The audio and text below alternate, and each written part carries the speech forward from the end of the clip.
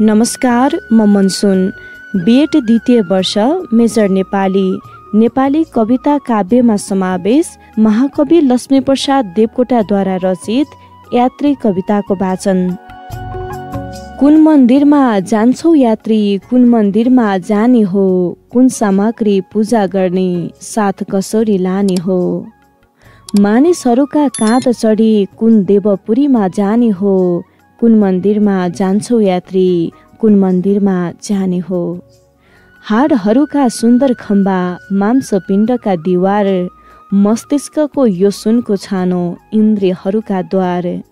नसा नदीका तरल तरङ्ग, मन्दिर आफू अपार, कुन मन्दिरमा जान्छौ यात्री, कुन मन्दिरको द्वार। मनको सुन्दर सिंहासनमा जगदीश्वरको राज, चेतनको यो ज्योति हिरणमय, उसको शिरको ताज। शरीरको यो सुन्दर मन्दिर, विश्व क्षेत्रको माझ।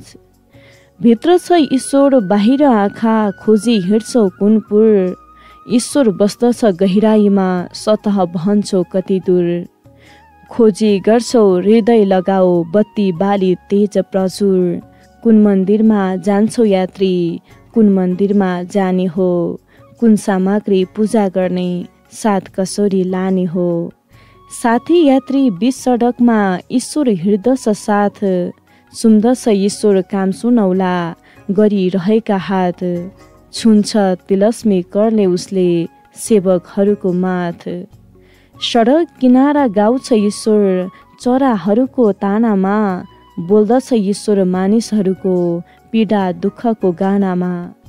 दर्शन किन्तु कहीँ दिँदैन शर्मचक्षुले कानामा, कुन मन्दिरमा जान्छौ यात्री, कुन नवदेश बिरानामा।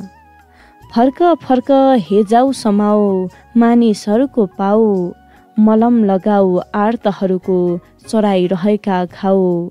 मानिसहरू भई ईश्वरको यो दिव्य मुहार हसाऊ, कुन मन्दिरमा जान्छौ यात्री, कुन मन्दिरमा जाने हो, कुन सामग्री पूजा गर्ने, साथ कसरी लाने हो।